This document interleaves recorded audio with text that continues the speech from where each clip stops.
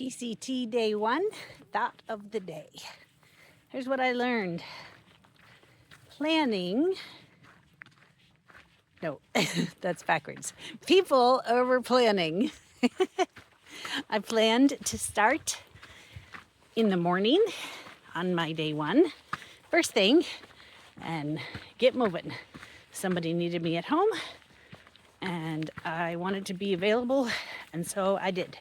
And then I started at 5:30, and it was perfectly fine. I am a planner, and sometimes I tend to be too rigid. I am all or nothing, and if I said I'm going to go, I'm going to go. And I'm really glad that I managed to remember that people are more important, and they definitely are.